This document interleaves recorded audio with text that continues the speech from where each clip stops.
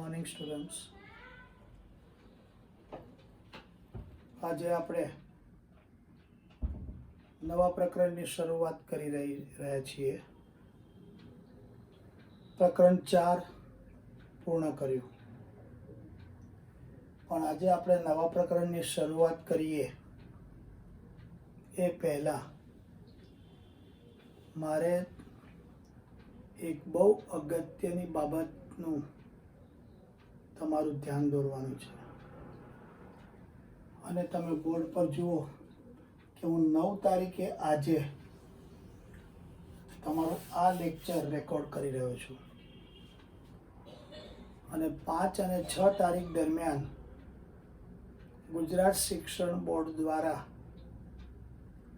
ધોરણ 9 થી ધોરણ 12 ના અભ્યાસક્રમમાં હાલની પરિસ્થિતિ અને સ્કૂલ કે ઓનલાઈન ટ્યુશનને માં જે કંઈ વિલંબ થયો એને ધ્યાનમાં રાખીને અભ્યાસક્રમમાં દરેક વિષયમાં ફેરફાર કરવામાં આવ્યો. ઓવરઓલ જો તમે ન્યૂઝ કે છાપામાં વાંચ્યું હશે કે 30% જેટલો અભ્યાસક્રમ ઓછો કરી નાખ્યો. કયો 30% ઓછો કર્યો એનું દરેક વિષયવાર દરેક ધોરણ માટે એમણે વ્યવસ્થિત રીતે લિસ્ટ મોકલ્યું છે, જે સ્વાભાવિક છે કે ન્યૂઝપેપરમાં ના હોય. એટલે આપણે પણ ગણિતના વિષયમાં ધોરણ 9 માટે શું કરવાનું છે અને શું નથી કરવાનું, શું નથી તૈયારી માટે લેવાનું, કયા દાખલા કે કયા ટોપિક્સ છોડી દેવાના છે, એની માહિતી દરેક પ્રકરણ વાઇઝ આપણી પાસે હોવી જોઈએ. સામાન્ય રીતે એમણે એવું કર્યું કે અમુક ચેપ્ટરો છોડી દીધા, પણ મેથ્સ સાયન્સમાં એમણે એવું નથી કર્યું.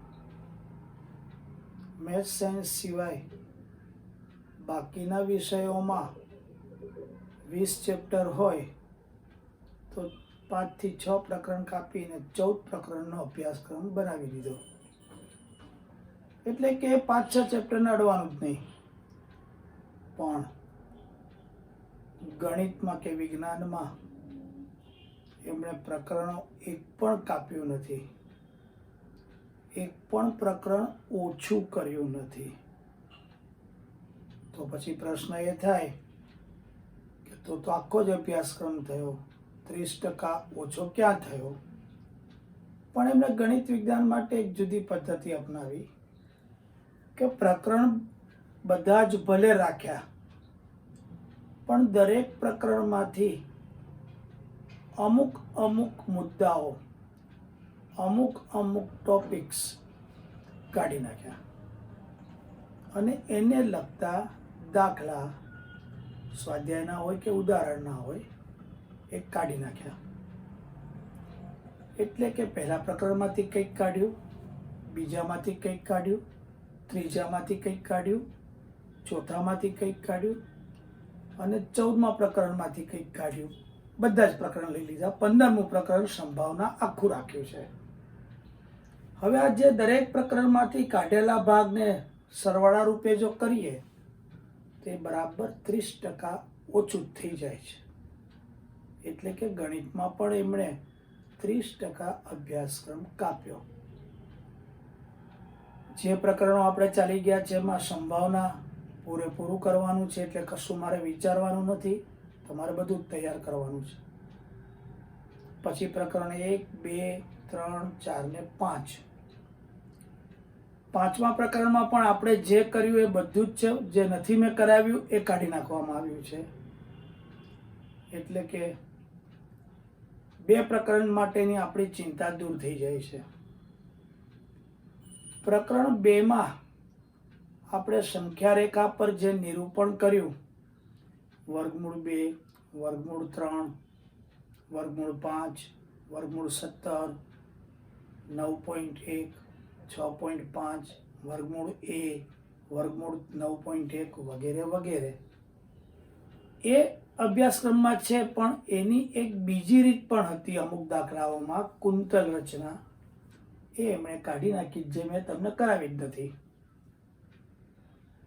તો ઓવરઓલ આપણે જે કંઈ કર્યું એ મોટા ભાગનું છે, પણ સ્પેસિફિક ચોપડીના અમુક ઉદાહરણો અને અમુક સ્વાધ્યાયના દાખલા પ્રકરણ વાઇઝ નંબર સાથે એમણે કાઢી નાખ્યા છે.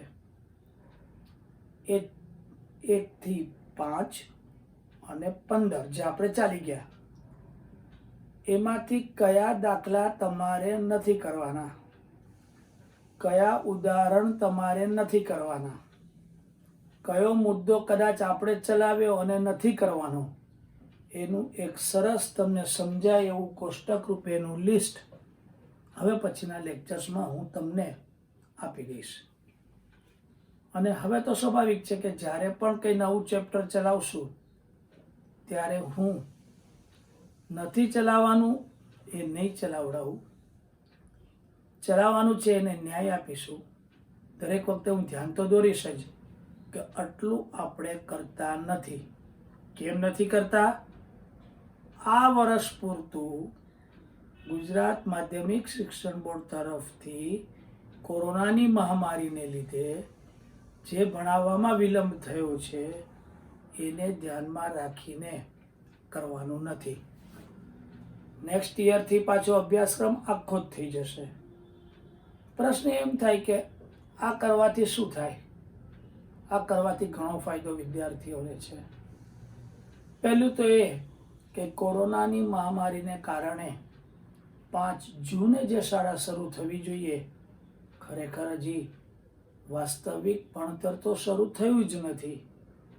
તમે કોઈ શાળાએ આવતા નથી કે શાળા બોલાવતી નથી. એના વિકલ્પ રૂપે ઓનલાઈન શિક્ષણ ચાલુ જે કર્યું એ શરૂ કરી અને એને સેટ કરવામાં થોડો સમયનો વિલંબ થયો. કારણ શું છે કે અત્યાર સુધી શિક્ષકો પણ તમારી સમક્ષ ભણાવવા માટે ટેવાયેલા હતા. એમણે પણ આ ઇન્ફોર્મેશન ટેકનોલોજીના ઉપયોગથી રેકોર્ડ કરવાનું, તમારા સુધી પહોંચાડવાનું, રેકોર્ડ કરતી વખતે પણ ઘણી બધી બીજી વસ્તુઓ ધ્યાનમાં લેવી પડે, એ બધું સેટ કરવામાં થોડો સમય ગયો. એટલે જે રીતે 5 જૂનથી પ્રકરણો ચાલવા જોઈએ એ મોડા ચાલી રહ્યા છે. એને ધ્યાનમાં રાખીને અમુક સિલેબસ કાપ્યો. બીજું, કોરોના મહામારી, લોકડાઉન થયું. દરેકના મનમાં એક ડર પેસી ગયો અને એને કારણે આપણી જે માનસિક હાલત કહેવાય એ એટલી સક્ષમ ન પણ રહી હોય. એટલે જો ભણાવવાનું પણ હોય તો એમાં તમે ધાર્યા પ્રમાણે તમારું ધ્યાન કેન્દ્રિત ન કરી શક્યા હો. ઘરમાં પણ કોઈને કદાચ કંઈક કોરોના કેવું થયું હોય તો એટલા દિવસો તો ટેન્શનમાં જ ગયા હોય. ઘણામાં એવું બન્યું હોય કે નેટ અવેલેબલ જ ના હોય, નેટ લીધું જ ના હોય, અથવા નેટ હોય ખરું પણ પપ્પા કે મમ્મી કંઈ ધંધો નોકરી કરતા હોય તો આખો દિવસ ફોન તો એમની પાસે હોય, તો દિવસ દરમિયાન શું કરવાનું? આ બધી વસ્તુને ધ્યાનમાં રાખીને વિદ્યાર્થીઓના હિતમાં સરકારે નિર્ણય લીધો કે અભ્યાસક્રમમાં ફેરફાર તો કરવો પડે. એટલે અભ્યાસક્રમ તો કાપી નાખ્યો. સાથે સાથે એમણે બીજો એક સરસ ફેરફાર શું કર્યો કે 10મા અને 12માની જે પરીક્ષાઓ બોર્ડની આટલા વર્ષો સુધી 5 માર્ચથી 10 માર્ચ વચ્ચે શરૂ થતી હતી, એ આ વર્ષે મેની 21 તારીખથી શરૂ કરવાનું નક્કી કર્યું. એટલે 2 મહિના 60 દિવસનો સમય વિદ્યાર્થીઓને તૈયારી માટે વધારે મળી ગયો. એટલે કે ઓછો અભ્યાસક્રમ, 2 મહિના વધારે. આ બંને વસ્તુને ધ્યાનમાં રાખીને વિદ્યાર્થીને પૂરતું ટેન્શન વગર તૈયારી કરવાનો એક માહોલ બનાવવાનો પ્રયત્ન સરકારે કર્યો. જ્યાં સુધી 9મા અને 11મા ધોરણની વાત છે તો 30% અભ્યાસક્રમ તો કાપ્યો જ, પણ 2 મહિના સત્ર લંબાવી દીધું. તમે લોકો સામાન્ય રીતે એપ્રિલના પહેલા વીકથી વાર્ષિક પરીક્ષા આપતા હો, તો તમારી વાર્ષિક પરીક્ષા જૂન મહિનામાં આવશે. તમને પણ 60 દિવસ આપ્યા, 2 મહિના આપ્યા. એટલે કે 9 થી 12 માટે 30% અભ્યાસક્રમમાં કાપ અને 60 દિવસ વધારાના આપ્યા કે જેથી તમે સારી રીતે તૈયારી કરી શકો. હાલની પરિસ્થિતિ, આજની પરિસ્થિતિ અથવા છેલ્લા 2-4 દિવસની પરિસ્થિતિમાં સરકારી આંકડા પ્રમાણે કંઈક આપણને એમ લાગે કે કોરોના અંકુશમાં આવી રહ્યો હોય એવું દેખાય છે. વચ્ચે પણ એવી પરિસ્થિતિ હતી, પણ પાછો 2 અઠવાડિયામાં એવો ગયા વખતે પીરિયડ આવ્યો કે કેસ વધવા માંડ્યા. અને સરકારી માહિતી પ્રમાણે હોસ્પિટલમાં બેડ પણ ખાલી નહોતી. સરકારના પ્રયત્નો, લોકોની જાગૃતિ પણ થોડી ખરી, એને કારણે ફરી પરિસ્થિતિ એવી થઈ છે કે કોરોના માટે કંઈક આપણે ઇઝની પરિસ્થિતિમાં આવ્યા છીએ, શ્વાસ લઈ શકીએ એવી પરિસ્થિતિમાં આવ્યા છીએ. અને આજે જ સવારે મેં છાપામાં હેડિંગ જોયું, ડિટેલ્સ તો હજી નથી વાંચી. ગઈકાલે ન્યૂઝમાં પણ હું જોતો હતો કે અમદાવાદની 37% બેડ હોસ્પિટલોમાં ખાલી છે. કોરોના માટે જે બેડ ફાળવી છે એની 37% બેડ ખાલી પડી છે. એટલે કે એટલા દર્દીઓ નથી જે 2 અઠવાડિયા પહેલા જગ્યા નહોતી. પણ એનો અર્થ જરા પણ એવો ન કરી શકાય કે કોરોના જતો રહ્યો. કોરોના છે જ, સાવચેતી રાખવાની જ છે. હજી દવા કે વેક્સિન દૂર છે. ત્યારે જે 3 રામબાણ ઈલાજ આપણી પાસે છે, સોશિયલ ડિસ્ટન્સિંગ, માસ્ક પહેરવો, બહાર જઈને આવ્યા પછી હાથ સેનિટાઈઝ કરવા, સાદા પાણી, ચોખ્ખા પાણીથી ધોવા, અને ભીડભાડવાળી જગ્યાએ જવાનું ટાળવું. બહુ લોકો ભેગા થયા હોય ત્યાં હાજરી ન આપવી. આ સાવચેતી તો હજી હવે પછીના ઘણા દિવસો, મહિનાઓ સુધી આપણે રાખવી જ પડશે. અને માર્ચ મહિના પહેલાંની આપણી જે નોર્મલ લાઈફસ્ટાઈલ હતી એમાં આટલો બદલાવ લાવી અને નવી લાઈફસ્ટાઈલ, ન્યૂ નોર્મલ લાઈફસ્ટાઈલ અપનાવવી પડશે. જો આટલું કરીશું તો કોરોના સામે આપણે સફળતાપૂર્વક જીત મેળવી શકીશું. માટે તમે પણ આટલું ધ્યાન રાખજો. 9મા ધોરણમાં તમે છો, સામાન્ય સમજ તો હવે તમારામાં હોય જ કે આ કરવું જોઈએ, આ ના કરવું જોઈએ. તમે પણ ઘરમાં તમારા માતા પિતાને, તમારા ઘરમાં દાદા દાદી હોય, ઉંમર લાયક હોય, 60 વર્ષથી ઉપરના સિનિયર સિટીઝન હોય, ઘણાને ત્યાં તો 80 વર્ષના પણ દાદા દાદી હોય, એમનું ખાસ ધ્યાન રાખજો. એમને જરા પણ બહાર ન જાય એ સમજાવજો. કારણ કે તમે બહાર નીકળો અને એ લોકો બહાર નીકળે એમાં બહુ મોટો ફેર છે. ઉંમરલાયક વ્યક્તિઓને રોગનો સામનો કરવાની શરીરની જે ક્ષમતા, રોગ પ્રતિકારક શક્તિ એ તમારા કરતાં ઓછી હોય, એટલે રોગ ઝડપથી શરીરમાં પ્રસરે. અને આપણો એક અનુભવ છે કે ઉંમરલાયક વ્યક્તિને નાના મોટા દર્દો તો હોય જ, ડાયાબિટીસ, પ્રેશર વગેરે વગેરે. એને કારણે પણ શરીરની રોગ પ્રતિકારક શક્તિ, ઇમ્યુનિટી ઓછી હોય, એટલે વાયરસને મોકળું મેદાન મળી જાય કે એના શરીરમાં પ્રવેશી અને રોગ ફેલાવે. માટે તમારી પણ એક જવાબદારી બને છે કે તમારી ઉંમર નાની હોવાથી બહાર ના નીકળો. જે ઘરના સભ્યોને નોકરી ધંધા માટે બહાર જવું પડે છે એ માસ્ક પહેરે જ, ભીડભાડમાં ન જાય, સોશિયલ ડિસ્ટન્સિંગનું અંતર જાળવે, આવીને હાથ ધોવે, નાહી લે વગેરે વગેરે. આયુર્વેદિક પદ્ધતિ, યોગ એ પણ આમાં ખૂબ જ અસરકારક સાબિત થયા છે. અને વૃદ્ધ સિનિયર સિટીઝનને એ બહાર ન જાય એવો સતત પ્રયત્ન તમે તમારા ઘરમાં કરતા રહેજો.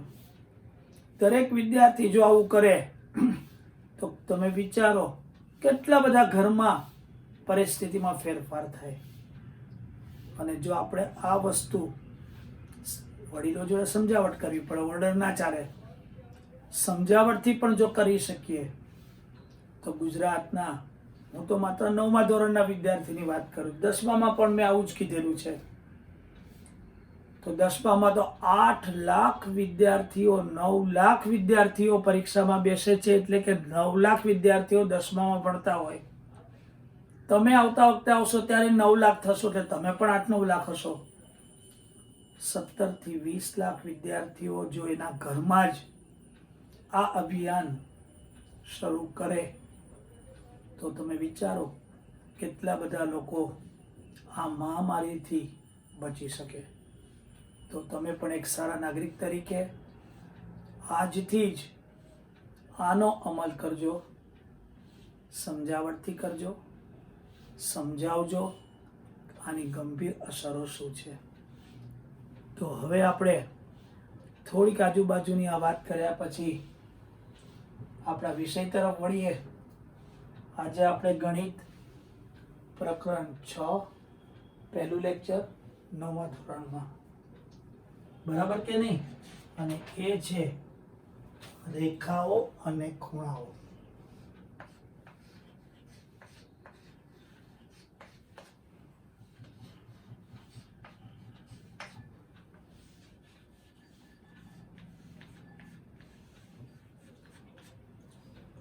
સાતમા ધોરણમાં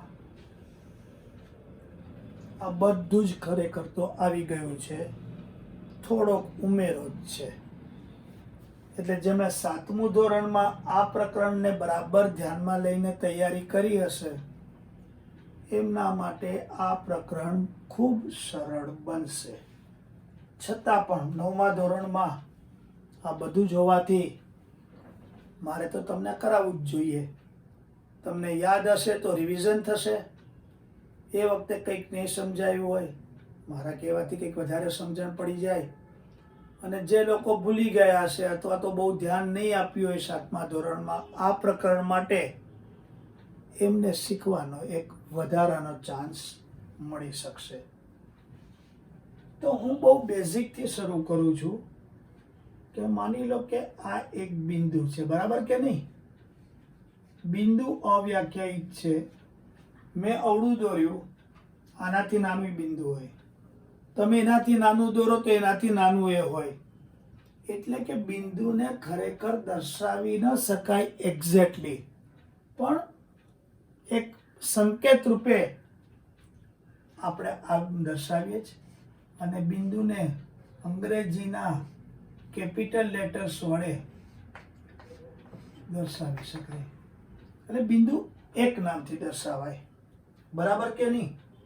હવે હું શું કરું છું, આ એક બિંદુ આ બીજું, આ ત્રીજું, આ ચોથું, પાંચમું, છઠ્ઠું, સાતમું, આવી રીતે બિંદુઓ મૂકું છું. એની વચ્ચેની જગ્યામાં પણ હું બિંદુ મૂકું છું.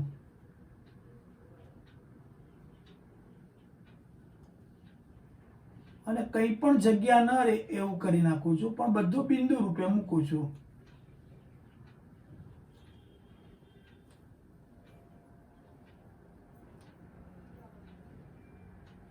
આવું આ બાજુ પણ કરી શકું, આ બાજુ પણ કરી શકું. તો તમે જુઓ કે બિંદુઓ વધારે એક જ હારમાં ભેગા કરીએ તો એક લીટી જેવું થાય છે, જેને રેખા કહેવામાં આવે છે. શું કહેવામાં આવે છે? રેખા. બરાબર છે? એટલે કે રેખા અનંત વિસ્તાર સુધી વિસ્તરેલ બિંદુઓનો યોગ છે. બરાબર કે નહીં? હવે રેખાને માની લો કે એક અહીંયા બિંદુ નક્કી કરેલું છે અને આ બે, તો રેખાને બે નામથી દર્શાવાય.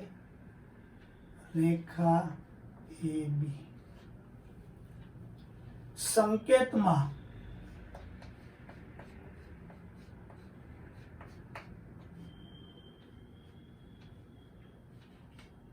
રેખા AB લખાય. માની લો કે અહીંયા C બિંદુ હોય તો રેખા AC પણ લખાય, રેખા BC પણ લખાય. બરાબર? હવે ઘણીવાર રેખાને એક નામથી દર્શાવે છે, તો તમારે શબ્દોમાં રેખા લખવું પડે. રેખા L, રેખા M, રેખા N વગેરે. તમે જુઓ કે આ બાજુ પણ બિંદુઓ વધતા જ જાય, આ બાજુ પણ બિંદુઓ વધતા જાય, એટલે રેખાને અંત્ય બિંદુ ના હોય. રેખાને પૂરી થાય એવું કોઈ બિંદુ ના હોય. રેખાને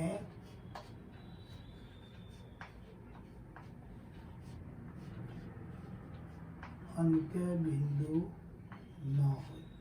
અંત્ય બિંદુઓ ન હોય. બરાબર કે નહીં? તો આ તમારા બિંદુ અને રેખાની વાત થઈ. હવે આને હું 1 નંબર આપી દઉં અને 2 આપી દઉં. હવે હું રેખા જ દોરું છું. હું અહીંયા A લઉં, B લઉં, C લઉં અને D લઉં અને આ રેખાને L નામ પણ આપી શકું. તો જો રેખાની વાત કરીએ તો રેખા AB, રેખા AC, રેખા AD, રેખા BC, આવા બધા નામ અપાય, અથવા રેખા L. આ આપણે અહીંયા શીખી ગયા, એનું જ મેં રિવિઝન કર્યું. પણ હું અહીંયાથી નિશ્ચિત બે બિંદુ પસંદ કરું છું. શું કરું છું? કે એક બિંદુ હું A લઉં છું અને બીજો બિંદુ D લઉં છું અને અહીંયા અટકી જાઉં છું. તો A થી D સુધી નિશ્ચિત ભાગ થઈ ગયો. તો રેખા ઉપરના આવા નિશ્ચિત ભાગને રેખાખંડ કહેવાય. શું કહેવાય? રેખાખંડ AD. સંકેતમાં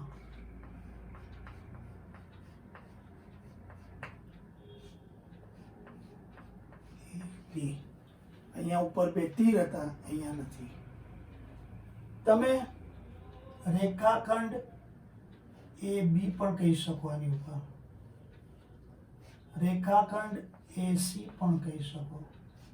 રેખાખંડ BC ને પણ ગણી શકો. પણ આ જ્યારે રેખાખંડ લખો ત્યારે આ જ આટલા ભાગ આવે, આખું આવે નહીં. એટલે કે રેખાખંડ અહીંયાથી શરૂ થાય, અહીંયા પૂરો થાય. તો રેખાખંડને બે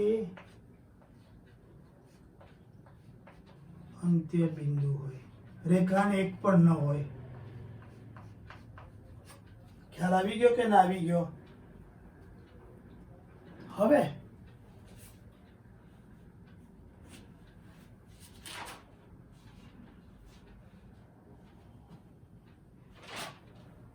માની લો કે હું અહીંયાથી શરૂ કરું છું, આગળ લઈને જ જતો, અને આ બાજુ ખૂબ બિંદુઓ મૂકું છું, તો એરો આ બાજુ જ આવશે. એટલે કે આ બાજુ અંત્ય બિંદુ નથી, અહીંયા અંત્ય બિંદુ છે. બરાબર? આને હું એ કહું, અને આ બાજુ બધા જતા બિંદુઓને બી કહું. તો આ કિરણ એ બી કહેવાય, અથવા સંકેતમાં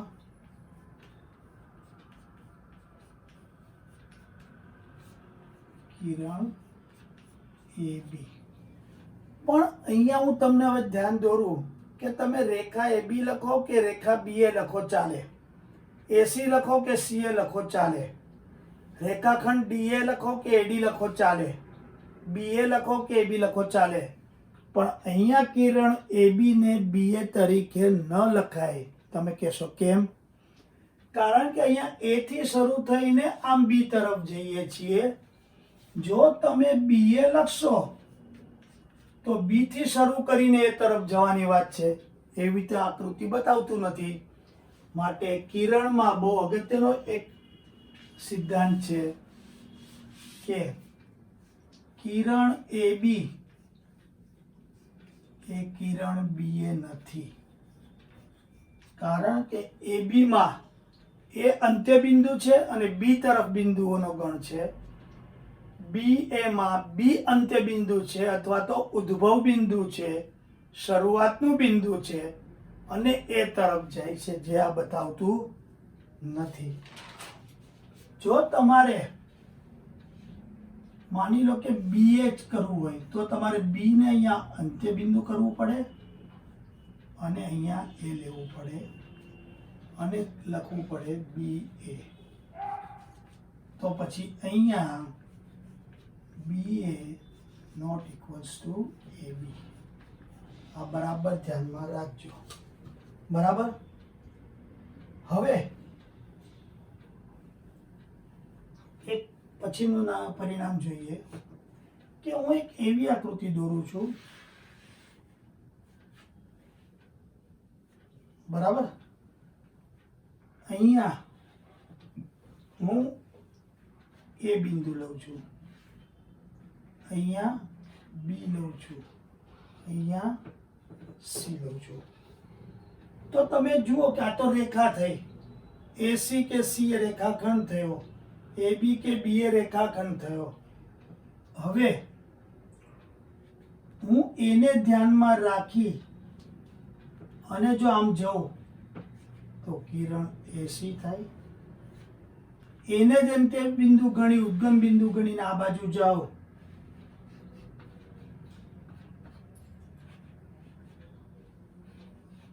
કિરણ એબી થાય. તો એબી અને એસી કેવા કિરણો છે? એક જ ઉદ્ભવ બિંદુમાંથી નીકળતા, એક જ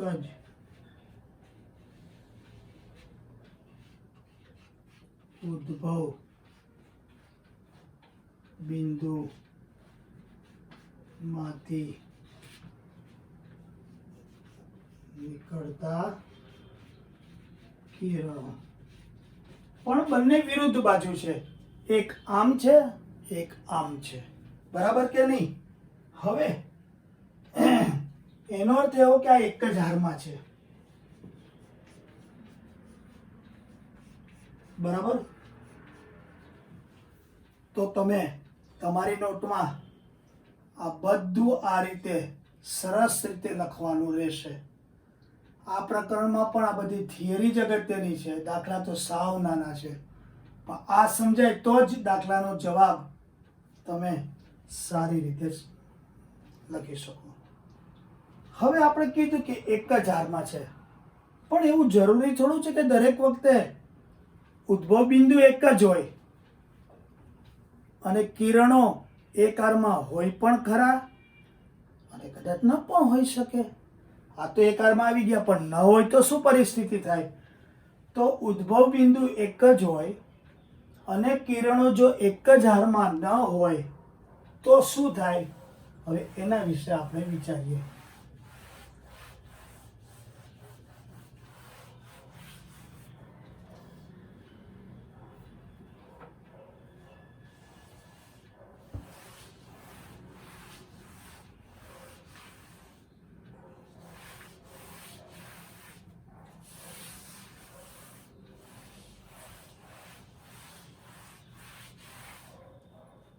જુઓ, મારું માની લો કે આ ઉદ્ભવ બિંદુ છે અને એક કિરણ હું આ પ્રમાણે મૂકું છું, એ અને આ બાજુ જતું કિરણ બી. હવે એ કારમાં નથી પણ અહીંયાથી જ નીકળે તો આવું બની શકે અને અહીંયા સી. તો જુઓ, કિરણ એ બી અને કિરણ એસી એક જ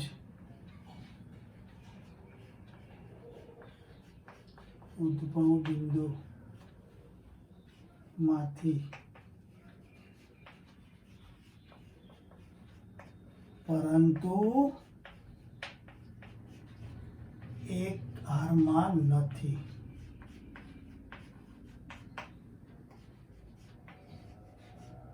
આવા વખતે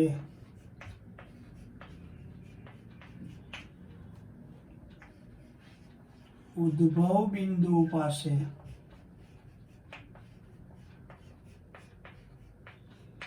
એટલે કે અહીંયા ખૂણો રચાય છે. તો ખૂણો કઈ રીતે બન્યો ખ્યાલ આવ્યો? એક જ ઉદ્ભવ બિંદુમાંથી નીકળતા બે કિરણો જે એક જ હારમાં ન હોય ત્યારે ઉદ્ભવ બિંદુ પાસે ખૂણો રચાય છે. બરાબર છે કે નહીં? તો કિરણ ઉપરથી તમે ખૂણા પર ગયા. આ તમારું પરિણામ 6. હવે એક બીજી સરસ વસ્તુ કરીએ આપણે. મારું ચિત્ર ડ્રોઈંગ તમારા બધા જેટલું સરસ નથી. ડ્રોઈંગમાં હું બહુ જ કાચો હતો અને બધા વિષયમાં મારા માર્ક્સ સારા હોય એના પ્રમાણમાં ડ્રોઈંગમાં મારા માર્ક્સ બહુ જ ખરાબ હોય. અને હું તો કદાચ આજની ઉંમરે એવું વિચારું છું કે મને ડ્રોઈંગ જરા પણ બહુ આવડતું નહીં, પણ બીજા વિષયના માર્ક્સને કારણે હું ડ્રોઈંગમાં પાસ થઈ જતો હોઈશ. અને એ શિક્ષકો મને એટલી મદદ કદાચ કરતા હશે. પણ જ્યાં લગીન વિજ્ઞાનનું ડ્રોઈંગ કે સ્કેચ કે છે અથવા ગણિતને લગતી આકૃતિ છે એમાં મને કંઈ જ પ્રોબ્લેમ નથી નડતો. મને પેલું ફ્રી હેન્ડ, પછી એલિવેશન, પ્લાન, પદાર્થ ચિત્ર એ બધામાં વધારે મુશ્કેલી પડતી હોય છે. હવે આપણે હું અહીંયા એક આકૃતિ દોરવાનો પ્રયત્ન કરું છું. તમે તમારી રીતે પણ સરસ આકૃતિ દોરજો. બરાબર? કે આપણે બધા અહીંયા અમદાવાદમાં તો બહુ લાઇટો જતી નથી એટલે ઘણાના ઘરમાં તો બેટરી ટોર્ચ હશે પણ નહીં.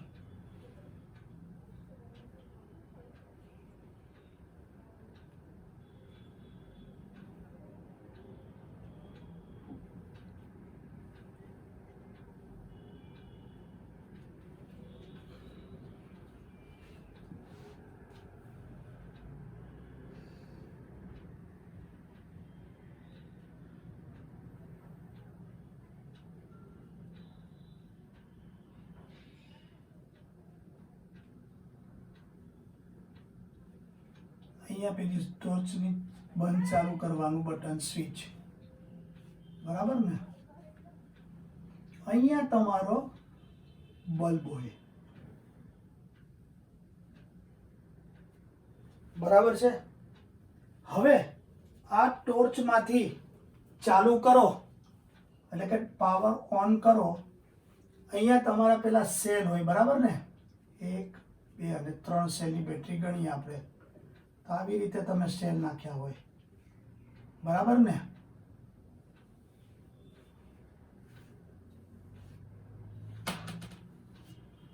Like this. હવે અહીંયાથી કિરણ નીકળે, માની લો કે આમ ગયું, અહીંથી પણ કિરણ નીકળે, અહીંથી પણ કિરણ નીકળે અને અહીંયા જાય, અહીંથી પણ કિરણ નીકળે, અહીંથી પણ કિરણ નીકળે, અહીંથી પણ કિરણ નીકળે. હજી આની અંદરથી પણ આમ કિરણ પસાર કરી શકું. બેટરીથી પ્રકાશ બધી દિશામાં જાય ને, જે બાજુ બેટરી રાખી હોય એ, હા કે ના?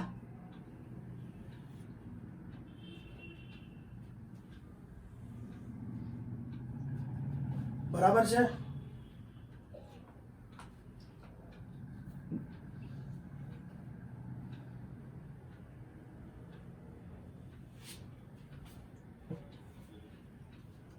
આ આપણા માટે ગણિતની દ્રષ્ટિએ બહુ જ અગત્યનું છે. માની લો કે આ બલ્બ છે, એને હું O બિંદુ કહું, આને A બિંદુ કહું, આને B કહું, C D E F G H, આવા ગમે એટલા લઈ શકાય, એવું જરૂરી નથી, બરાબર. તો તમારા માટે કિરણ OA થયું, કિરણ OB થયું, કિરણ OC થયું, કિરણ OD થયું, કિરણ OE થયું, કિરણ OF થયું, કિરણ G થયું, કિરણ OH થયું, કિરણ OI થયું, કિરણ OJ થયું, કિરણ OK થયું. આ બધા સ્વતંત્ર કિરણો છે, બરાબર કે નહીં? પણ તમે જ્યારે બેટરીથી પ્રકાશ નાખો છો, બરાબર, અથવા તો હું તમને બીજું ઉદાહરણ આપું, તમારા મોબાઈલમાંથી તમે બેટરી ઓન કરો અને આમ તમે ધરો તો સામે એટલા ભાગમાં પ્રકાશ એક સાથે કેન્દ્રિત થાય છે, એટલે કે આ બધો જે પ્રકાશ કેન્દ્રિત થાય એને પ્રકાશ પુંજ આપણે જે કહીએ છીએ. તો આપણા માટે આ કિરણ પુંજ છે. શું છે? પુંજ એટલે જથ્થો. કિરણો એક સાથે એક જ ઉદ્ભવ બિંદુમાંથી નીકળતા અનેક કિરણને જો ભેગા કરીએ અને જે બને એ બેટરીની બાબતમાં પ્રકાશપુંજ, ગણિતની ભાષામાં કિરણપુંજ, બરાબર. એટલે કે એક જ ઉદ્ભવ બિંદુ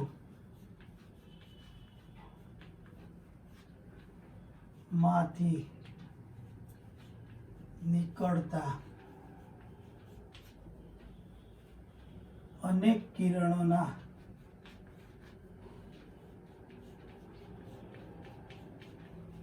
સમૂહને કિરણપુંજ કહે છે.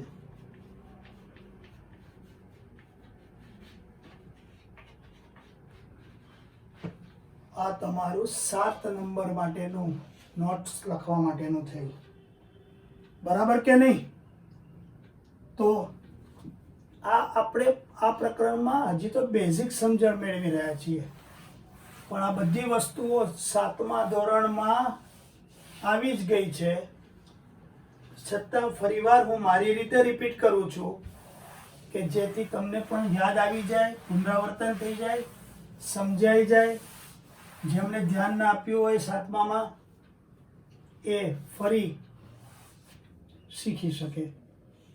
ત્યાર પછી આપણે અમુક વ્યાખ્યાઓની હવે વાત કરીશું કે જેના વિશે આપણે શીખી ગયા. તો બિંદુ એ અવ્યાખ્યાયિત પદ છે. તેને લંબાઈ, પહોળાઈ કે જાડાઈ ન હોય. આ વસ્તુ તમે 5મા પ્રકરણમાં શીખી ગયા પરિમાણમાં. બરાબર. હવે ત્યાર પછી છે રેખા. શું આવશે? બંને છેડેથી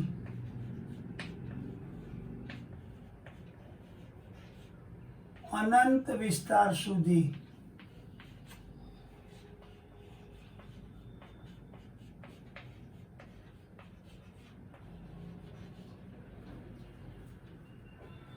વિસ્તરેલા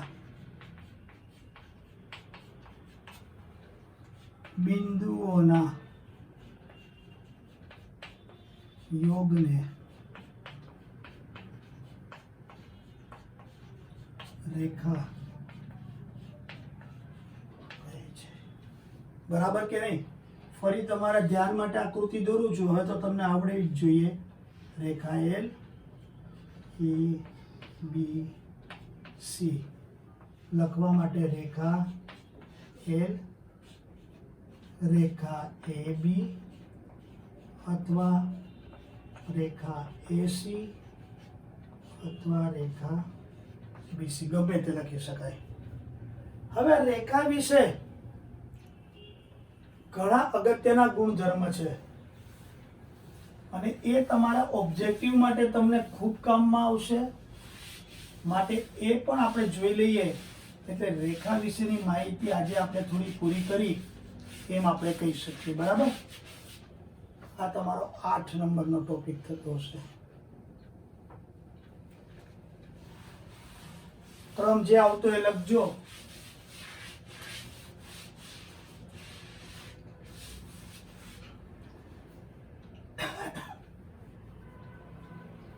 પહેલો મુદ્દો, દરેક રેખાને ઓછામાં ઓછા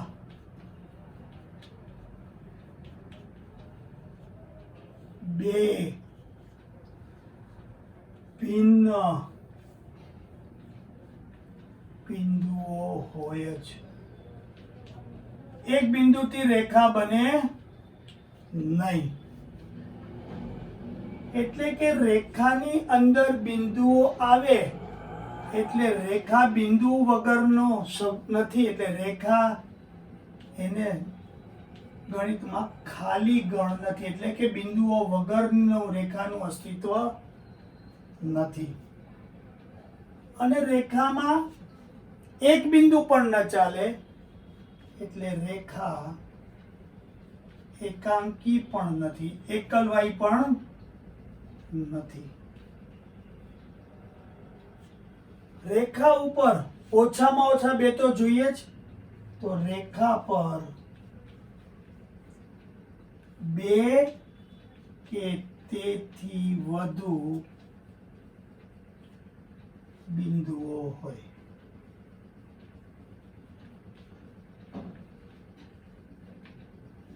અને આનો સિમ્પલ અર્થ, કોઈ પણ બે ભિન્ન બિંદુ, એક ઉપર બીજું બિંદુ ન ચાલે, બે ભિન્ન બિંદુ એક રેખા બનાવે. શું? એક રેખા બને ને બને એક રેખા નિશ્ચિત કરે. શું કહેવાનું આને? હવે આ એક સરસ વસ્તુ છે, એ આપણે સમજીએ અને પછી આજનું કામ પૂરું કરશું આપણે, કે કઈ રીતે એક રેખા નિશ્ચિત કરે. હું તમને 2-3 ઉદાહરણથી સમજાવી દઉં. અને આ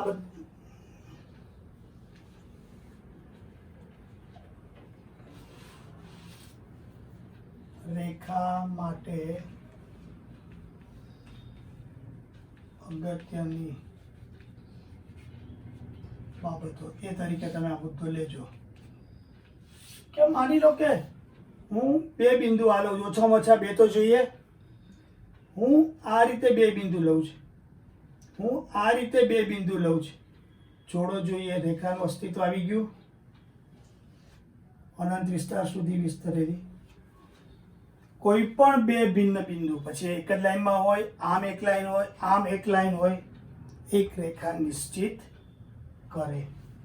અહીંયા આજે આપણે અટકશું. ત્યાર પછી આપણે સમરેખ બિંદુઓ, અસમરેખ બિંદુઓ, બરાબર, અને એક કરતાં વધારે રેખાઓ હોય અને બે રેખાઓ, ત્રણ રેખાઓ, ચાર રેખાઓનો એક સાથે વિચાર કરીએ તો શું પરિસ્થિતિ થાય એ આકૃતિ દ્વારા સમજી એનું પરિણામ નોંધીશું, યાદ રાખીશું અને આ પ્રકરણને આપણે આગળ લઈ જઈશું. આજે આપણે અહીંયા અટકીએ છીએ. Thank you very much.